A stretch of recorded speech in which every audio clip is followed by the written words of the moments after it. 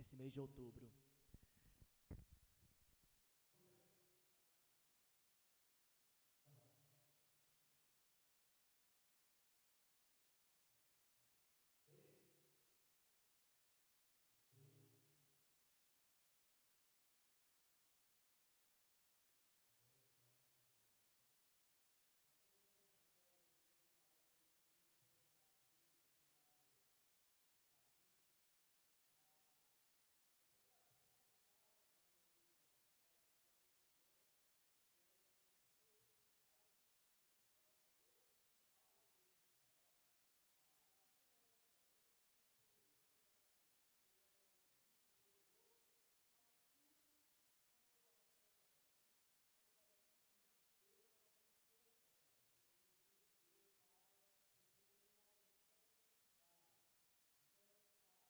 Isso muda a vida de Davi, ele olha e fala, bom, Deus não pode receber uma segunda atenção minha, ou o tempo que me sobra, Deus é digno de todas as minhas forças, energias, prioridades, e isso muda a vida de Davi. Na semana passada, nós dando sequência à série de mensagens, a gente falou de um outro personagem bíblico chamado Abraão, a quem Deus tinha prometido um filho chamado Isaque, e através de Isaque Deus ia garantir o futuro de Abraão, Deus ia construir uma grande descendência, uma grande nação através de Isaque. Isaque era tudo para Abraão, mas nós vimos que quando Deus pede Isaque a Abraão, Abraão parece não titubear, parece que ele tem uma disposição, por mais caro que lhe fosse aquilo, de entregar a Deus aquilo que era o seu tudo. Porque mais importante para Abraão do que ter Isaque, era ter Isaque nas mãos de Deus, era deixar que aquilo que era tudo para ele estivesse nas mãos de Deus, para que Deus sim então se tornasse o seu tudo. Quando Deus pede, nós aprendemos semana passada isso, né? Quando Deus pede Isaque a Abraão, Deus não quer Isaque, Deus quer Abraão. Quando Deus nos pede algo, não é neste algo que Ele nos pede que Ele está interessado, mas sim em mim e em você, e qual vai ser a nossa resposta a esse pedido dele. E hoje eu quero dar sequência a essa série de mensagens. O título da mensagem de hoje é Mais Importante que os Sonhos. O que é que pode ser mais importante do que os teus sonhos? Quando a gente elaborou essa série de mensagens, não foi essa a nossa intenção, mas sem querer nós construirmos, sem ser nossa intenção, nós construirmos uma série de mensagens sobre os 3, acredito eu, mais importantes personagens do Antigo Testamento. Começamos falando de Davi, o maior rei que a nação de Israel teve.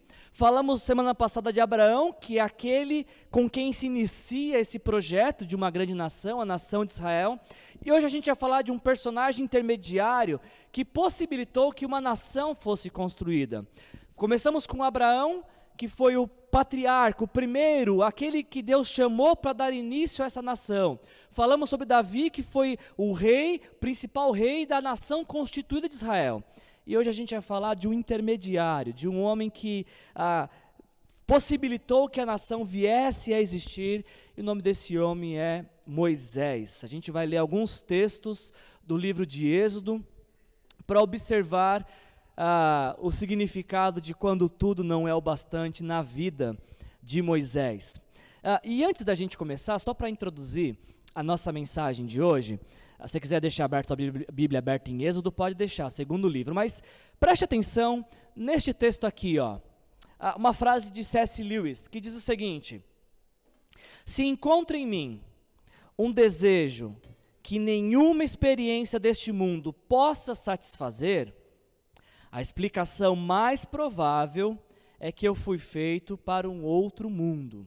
Você pode ler isso comigo? Eu vou ler e vocês repetem? Leiam comigo, por favor. Se eu encontro em mim um desejo que nenhuma experiência deste mundo possa satisfazer, a explicação mais provável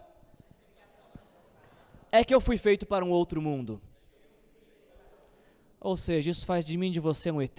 Talvez sim, talvez não. Mas a ideia é, se nada neste mundo, nada que conhecemos, nos completa, nos torna plenos, nos torna satisfeito para sempre. Lewis disse, e eu concordo com essa frase dele, que a explicação é que nós não fomos feitos para este mundo. Nós não fomos feitos para nada deste mundo, fomos feitos para Deus, o nosso Criador. Não sei se já aconteceu com você isso, mas já aconteceu com você, de alguma vez você olhar para a sua vida e você falar assim, está faltando alguma coisa aqui. Já aconteceu com você alguma vez de você parar para refletir na sua vida e mesmo estando cercado de pessoas, ainda se sentir sozinho? Já aconteceu com você isso? Cercado de pessoas, mas um sentimento de solidão, de vazio. Já aconteceu com você de olhar para a vida e apesar de estar com saúde, com saldo positivo na conta, empregado, você fala, tem que ter mais alguma coisa além disso. A vida não pode ser só isso. Já aconteceu com você isso? Se já aconteceu com você isso, já aconteceu comigo isso, e acontece com uma certa frequência, você vai ter uma grande facilidade de compreender nossa mensagem de hoje. A gente vai falar hoje de um personagem chamado Moisés, que se deparou com esse momento da vida, onde parecia que estava faltando algo, e era muito claro para ele aquilo que lhe faltava. A história de Moisés, e a história que a gente vai começar a conversar hoje, ela começa em Êxodo capítulo 3, para você conhecer um pouquinho do contexto histórico. Abraão, de fato, a promessa de Deus se cumpriu na vida de Abraão, através de Isaac, uma grande família nasceu, e quando começa o livro de Êxodo, na verdade, finalzinho do livro de Gênesis, a família de Abraão é agora um grupo de aproximadamente 70 pessoas. O lugar onde eles estão morando passa por uma grande fome, um período muito difícil, então eles vão passar uma temporada no Egito. Só que aquilo que era para ser uma pequena temporada, acaba virando um lugar permanente. E eles se estabelecem no Egito e começam a crescer, se multiplicar, ao ponto deles já serem uma grande nação dentro do Egito. Então os egípcios começam a ficar preocupados de ver os israelitas crescendo dentro de seu território, e para conter esse crescimento, os egípcios começam a escravizar os israelitas. Então durante 400 anos, os israelitas começam a servir como escravos dos egípcios, e passam por muita dificuldade, por muitas provas, até que eles decidem então clamar a Deus, clamar pelo favor, graça, misericórdia, intervenção de Deus. E olha que interessante o que diz esse primeiro texto que a gente vai ler nessa noite, em Êxodo capítulo 3, versículos de 7 a 10. Diz o seguinte: quando o povo clamou, Deus chama Moisés para conversar e diz isso para ele.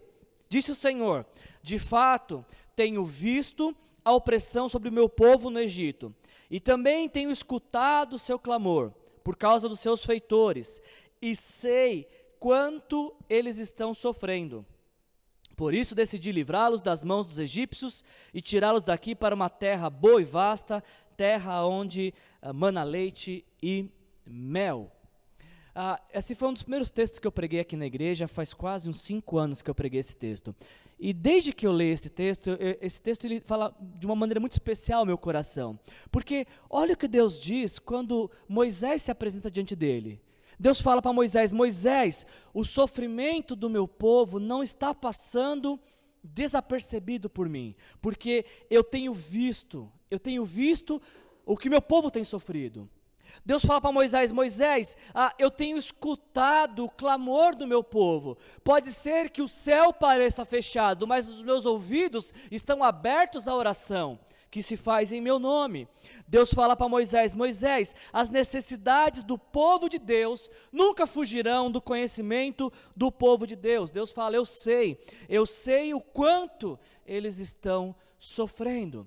Esse texto me ensina que a todo momento, quando nós nos dispomos a orar, a buscar o Senhor, Ele está ouvindo o nosso clamor. E antes mesmo que viermos a orar, Ele já sabe quais são as nossas necessidades. Foi Jesus que diz isso: o Pai de vocês sabe do que vocês precisam antes de vocês pedirem. Se nessa noite você está precisando de alguma coisa, está passando por alguma necessidade, receba essa palavra no seu coração, de que Deus sabe o que você precisa, porque Ele tem visto a sua vida, Deus, Ele tem escutado a oração que você faz. A sua oração não é em vão, a oração nunca é em vão. E esse texto nos prova isso. Quando o povo começa a orar, quando o povo começa a clamar, Deus então começa a se mover. Deus responde a oração do povo. Deus levanta Moisés como um libertador do povo, e Moisés se apresenta diante do faraó, e aí então Deus realiza milagres extraordinários, o que ficou conhecido como as 10 pragas. Deus mostra o seu poder ao faraó, e mostra para o faraó que o faraó não tinha controle nenhum sobre o povo de Deus, ou que o controle que ele pensava ter estava acabando naquele momento. Deus liberta o povo da escravidão do Egito, e não apenas liberta, como também promete que, além de livres, eles seriam uma nação, que lhes daria uma terra abençoada. Deus abre o Mar Vermelho, e o povo atravessa por esse mar, e o povo é liberto da opressão dos egípcios. E o que eu quero deixar claro aqui para você, é que tudo isso começa com uma oração. Tudo isso aqui começa com um clamor. Tudo isso começa com o povo reconhecendo de que se existe alguém que pode mudar o que está acontecendo, esse alguém é Deus. E é isso que o povo faz, e Deus responde a esse clamor. 400 anos como escravos, e uma única oração deu fim a toda a escravidão. 400 anos sofrendo, que não resistiu a uma oração, a um período de clamor diante de Deus. O povo atravessa o Mar Vermelho, e aí então começa a caminhar para essa terra que Deus tinha prometido. Um povo que era escravo, agora estava recebendo uma terra de presente de Deus, e não qualquer terra, a melhor terra. Existe uma expressão que é usada para falar da terra prometida, que era uma terra que emana leite e mel, que é um simbolismo para falar de uma terra próspera, uma terra onde tudo que se planta se colhe, uma terra abençoada. Só que eu fiquei pensando, quando eu li esse texto, gente, fiquei pensando assim, como é que deve ser na cabeça de alguém que sempre foi escravo, ouvir assim, agora você é livre? O que significa ser livre para alguém que sempre foi escravo? Esse povo sim, estava livre, mas o que pessoas livres fazem? Eles nunca foram livres. Eles nasceram em cativeiro, nasceram como escravos. Por conta disso, uma vez que esse povo nasceu escravo, não sabia o que era ser livre, e agora estava livre, eles precisavam de leis que os ajudassem a permanecer livres. Olha que interessante esse texto aqui, de Êxodo capítulo 20, versículos 1 e 2. O livro de Êxodo, do capítulo 15, quando o povo sai do Egito, até o capítulo 32, Deus está dando leis para o povo. Porque isso é importante para a gente entender que ser livre não significa fazer tudo aquilo que se deseja. Em Êxodo capítulo 20, versículos 1 e 2, Deus falou essas palavras: Eu sou o Senhor, o teu Deus, que te tirou da terra da escravidão. Quando Deus deu a lei ao povo, Ele não deu a lei dizendo, olha, se vocês obedecerem, eu livro vocês. Vamos fazer um acordo aqui, se vocês forem fiéis, fazerem tudo direitinho, então eu os abençoo. Não. Deus primeiro liberta e depois fala, agora eu vou dar lei para vocês poderem conduzir a vida de vocês. A ideia das leis de Deus não é nos aprisionar. Deus não nos dá leis, mandamentos para ser nosso estraga prazer, que amarga a nossa vida. Muito pelo contrário, a lei de Deus existe para nos nortear, para nos dar parâmetro de vida. E se você até hoje pensava nisso, basta você pensar, por exemplo, nas leis de trânsito que nós temos. Se você dirige, você sabe que com as mãos no volante, você pode andar por qualquer lugar. Mas quando você vê um semáforo vermelho, você tem que parar. E você pode até falar, não concordo com essa lei, tá, mas você tem que obedecê-la.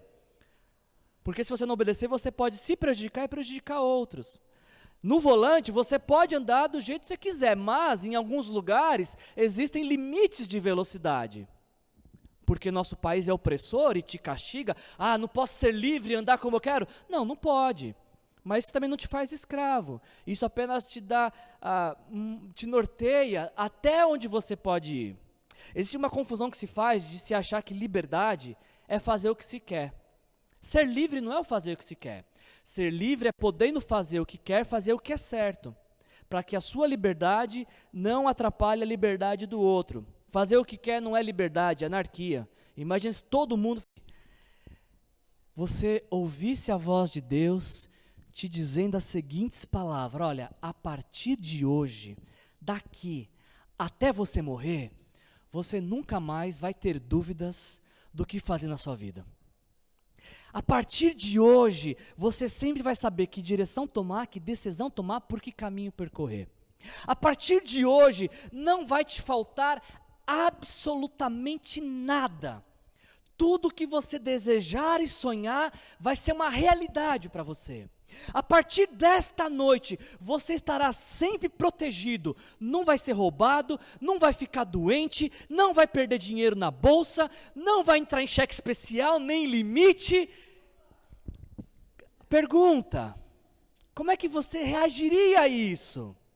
Só que um detalhe, Deus ainda diria assim: eu vou te dar tudo isso, mas você não conta mais com a minha presença. Quem toparia? Fala: opa, Deus, tudo bem, então, já que é assim, se o Senhor quer me abençoar, pode me abençoar, Deus.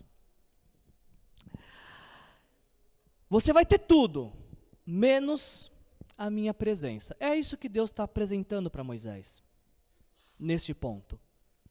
É isso que Deus está falando para Moisés: eu vou dar tudo para vocês, menos eu. Vocês terão tudo, menos a minha presença. Essa é a prova que Moisés está passando. Esse é aquele dia que a gente falou na semana passada, que Moisés está entrando na sala de aula, sentando na carteira, e tem uma prova com o nome dele e uma única questão. E a questão que está sendo apresentada para Moisés é a seguinte: Moisés, eu quero saber se você é capaz de viver com tudo, menos eu. Qual seria a sua resposta se o teu nome estivesse na prova lá? E a pergunta fosse: você é capaz de viver com tudo, menos eu? Qual seria a sua resposta? A mensagem de hoje à noite, eu não sei quantos de vocês, eu não me lembro de quantos estavam aqui semana passada, quantos nos estão vendo pela internet hoje pela primeira vez, mas a mensagem de hoje ela é complementar da semana passada. Se você não ouviu, ouça a mensagem da semana passada, que vai fazer muito mais sentido a mensagem de hoje para você. Porque Abraão e Moisés me parecem complementar essa história de quando tudo não é o bastante. Tanto Abraão quanto Moisés foram chamados por Deus. Tanto Abraão quanto Moisés receberam promessas de Deus. Tanto Abraão quanto Moisés foram colocados diante de uma decisão que mudaria completamente o futuro deles. Só que tem uma distinção entre Abraão e Moisés. Para Abraão, Deus disse: eu quero saber se você é capaz de viver comigo e mais nada. A mensagem da semana passada a gente tratou sobre isso. Deus falou para Abraão: Abraão, Deus está te pedindo tudo. Deus está pedindo que você coloque nas mãos dele aquilo que te é mais importante, as suas perspectivas de futuro, os seus sonhos, a sua ideia de realização. A ideia para você é o seguinte: Abraão, Deus e mais nada. Você topa? E Abraão falou: Deus e mais nada? Eu topo. Você quer Isaac? Está aqui, Deus, está Isaac. Você quer meus sonhos? Está aqui meus sonhos. Você quer a minha perspectiva de futuro? Está aqui, Senhor. Porque Deus e mais nada, para mim é suficiente. A gente viu Abraão falando isso semana passada. Mas agora para Moisés, é diferente. Porque para Moisés, Deus fala: Moisés, eu quero saber se você consegue viver com tudo, menos eu. Eu quero saber, Moisés, se eu estou te entregando tudo. Eu estou colocando tudo em suas mãos. Eu estou colocando todos os teus sonhos na sua mão. A concretização de tudo que você sempre sonhou nas suas mãos. Você vai ter tudo, menos eu. Na semana passada, o Abraão falou: Deus, o Senhor e mais nada, eu fecho. Agora, fechado com o Senhor. Porque para mim o Senhor é suficiente. Para mim o Senhor é aquilo que de mais importante existe. E Moisés ele responde da seguinte forma brilhante para Deus. Êxodo 33, 13. Moisés lhe declarou: Senhor, se não fores conosco, não nos envie. Se o Senhor não vai ninguém. Não nos envie, Senhor, para um lugar onde o Senhor não vai. Abraão disse: o Senhor e mais nada? Fechado. Moisés disse: tudo sem o Senhor? Estou fora. Não quero. Não tem como, não tem condições disso, porque tudo sem o Senhor não é o bastante. Nada com Deus é suficiente. Tudo sem Deus não é o bastante. Eu acho que ninguém melhor que Abraão nessa noite para nos ensinar o que significa essa ideia de tudo não é o bastante. Porque tudo nunca vai ser o bastante quando tudo não contempla Deus. Tudo nunca será o bastante se Deus não está inserido e no lugar de primazia, no lugar mais importante. É como se Moisés estivesse virando para Deus falando: Deus, nós não queremos os teus favores, nós queremos a tua companhia. Deus, nós não queremos as tuas bênçãos, nós queremos a tua presença. Deus, nós não queremos o que o Senhor tem para nos dar, nós queremos o Senhor. É isso que nós queremos.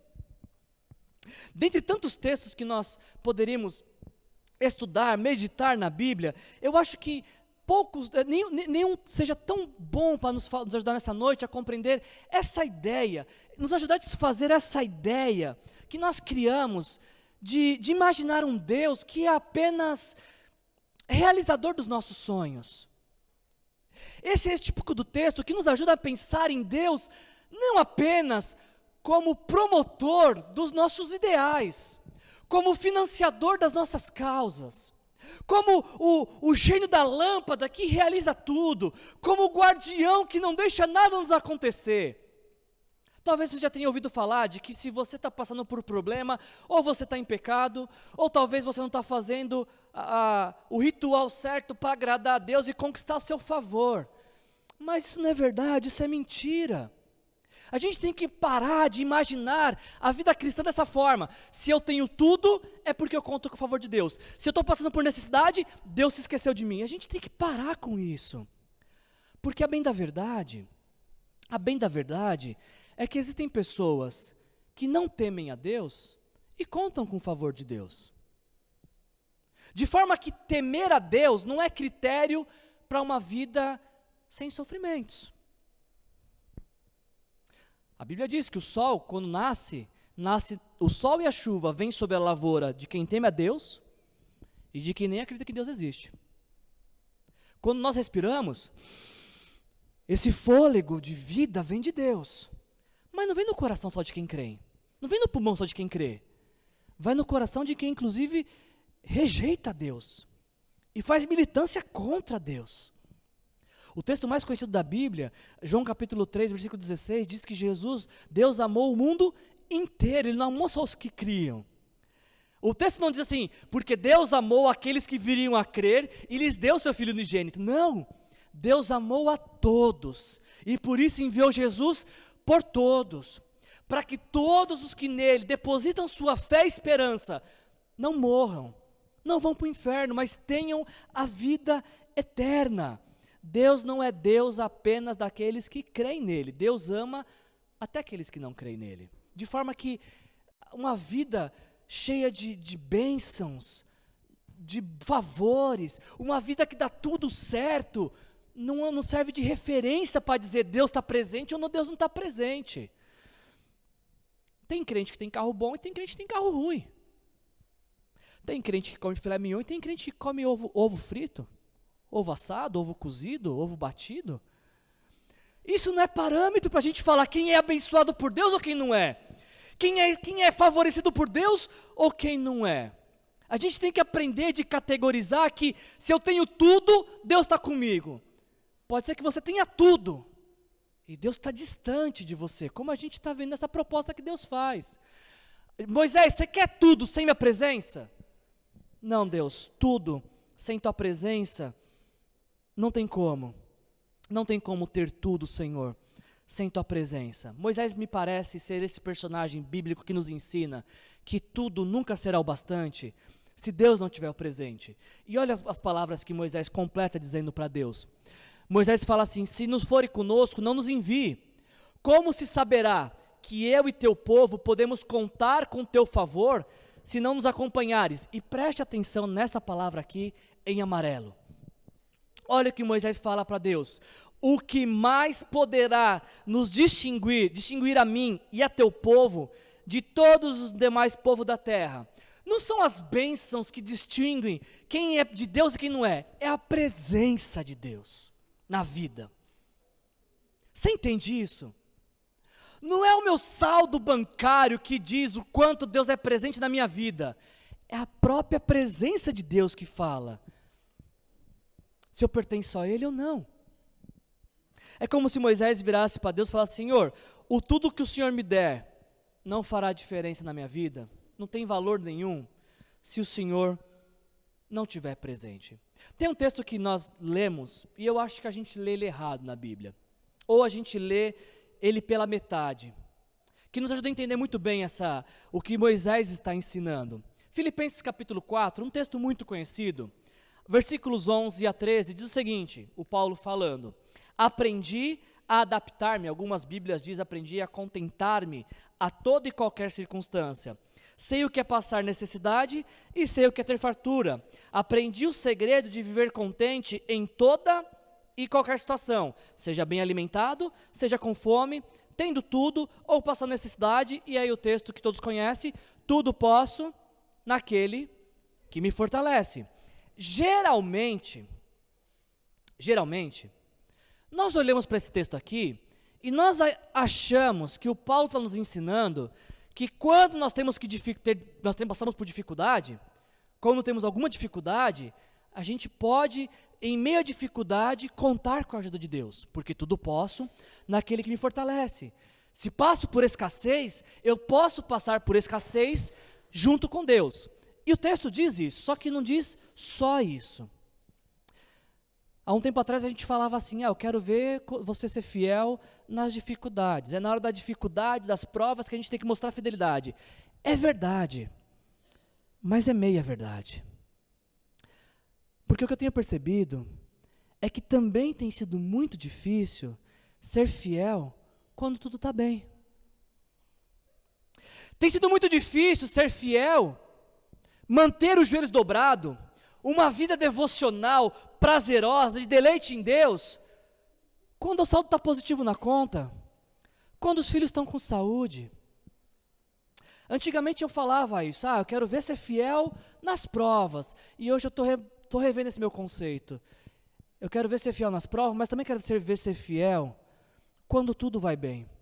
Eu quero ver continuar buscando Deus com desejo, com paixão, com entrega, quando não houver nenhuma necessidade.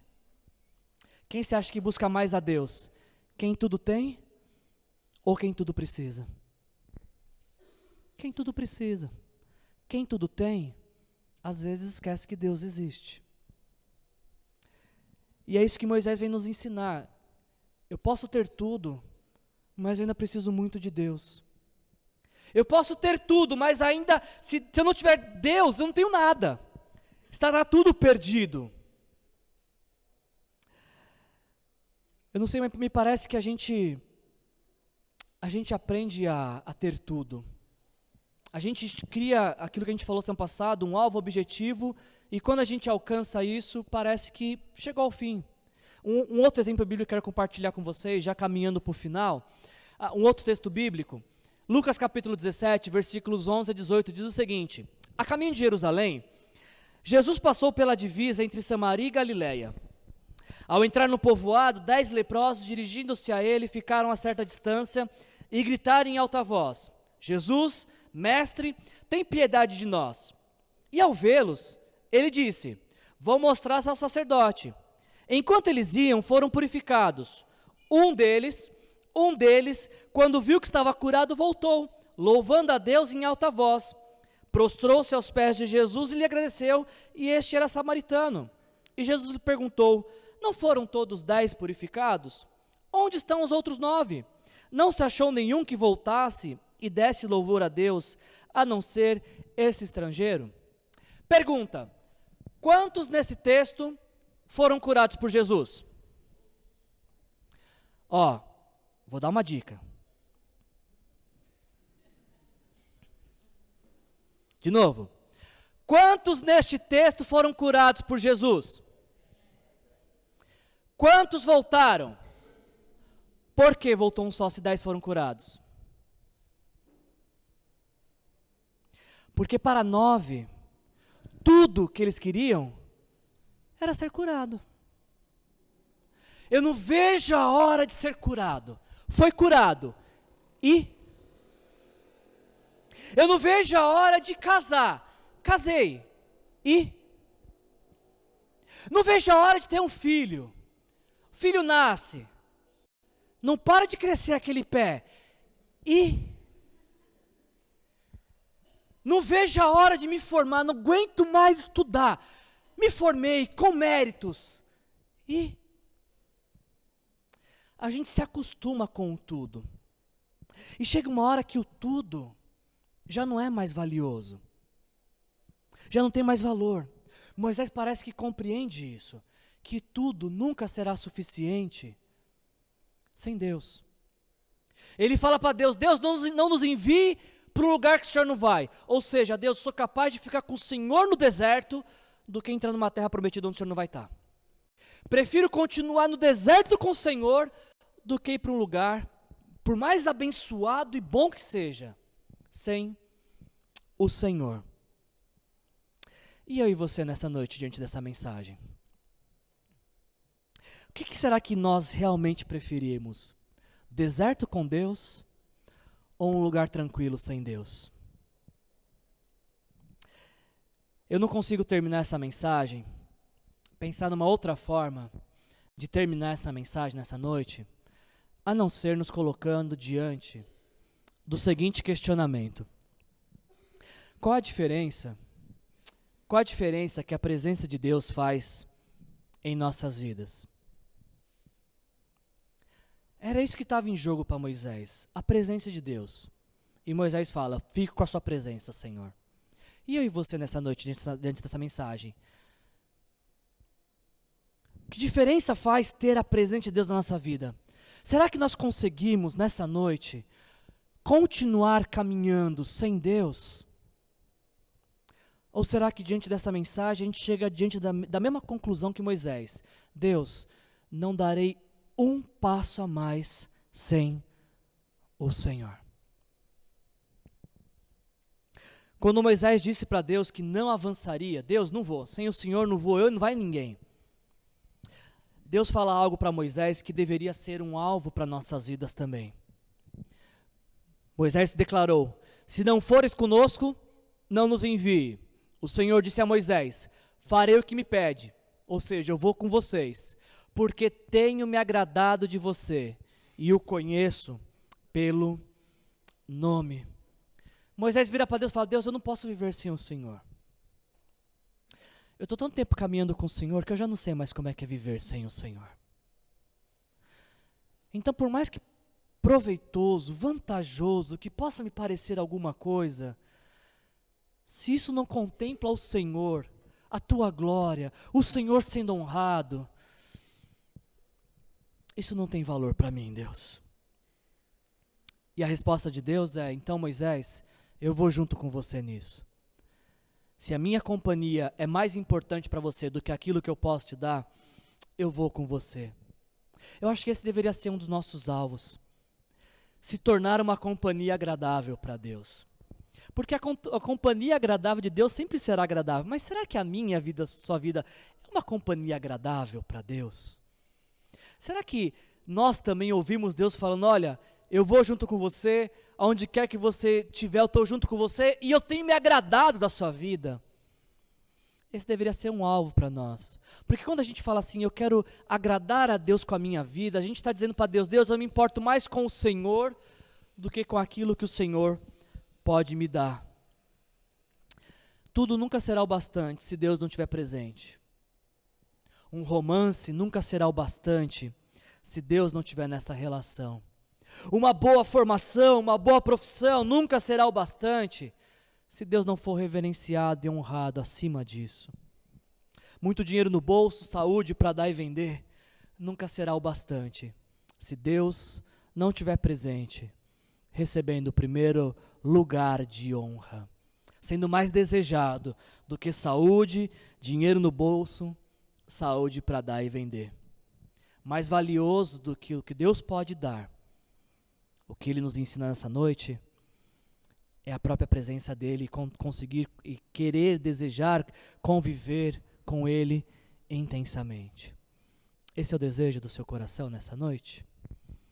Feche seus olhos. Vamos orar. Vamos dizer isso para Deus. Deus, tudo sem o Senhor não topo. Não quero, Senhor, algo que não venha do Senhor. Não quero, Senhor, estar em um lugar que o Senhor não entra. Não quero conviver com uma realidade que o Senhor não contempla. Não quero, Senhor, práticas na minha vida que o Senhor não aprova. Precisamos nos lembrar que Jesus nos ensinou que antes de pedirmos dar-nos o pão de cada dia, Jesus nos ensinou a orar: venha o teu reino. Pai nosso que está no céu, santo é o teu nome. Isso vem antes de dar-nos o pão de cada dia. Pai, em nome de Jesus, te agradecemos, Senhor, por esta noite, por essa mensagem e por aquilo que o Senhor ministrou aos nossos corações, Senhor. Uma mensagem que parece talvez muito bonita no falar, mas difícil de se praticar, Senhor. Quantos de nós nessa noite, Senhor, sairá daqui dizendo: eu desejo a sua presença mais do que qualquer outra coisa. Eu desejo o Senhor mais que tudo. Senhor, nós precisamos de um quebrantar do Senhor. Precisamos que o Senhor quebrante nosso coração para que isso seja uma realidade em nossas vidas, Senhor.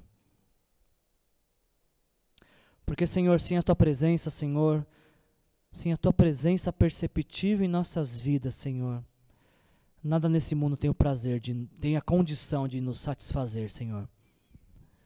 Ajuda-nos como filhos do Senhor, como pessoas que se renderam a Ti, Senhor, a encontrar mais deleite ou se deleitar completamente no Senhor, para que todas as outras coisas venham como bônus em nossas vidas, Senhor. Bônus das Tuas mãos. Nos abençoa, Senhor, nos ajude a ter essa postura de Moisés, de dizer: Senhor, eu só quero aquilo que o Senhor tem para me dar, eu só quero ir no lugar que o Senhor for comigo. E que a minha companhia seja uma companhia agradável ao Senhor. Que a graça do Senhor Jesus Cristo, o amor de Deus o Pai e a comunhão do Espírito Santo se faça presente em nossas vidas hoje e sempre, até que Ele volte, em nome de Jesus. Amém. Que Deus te abençoe. Tenha uma semana abençoada.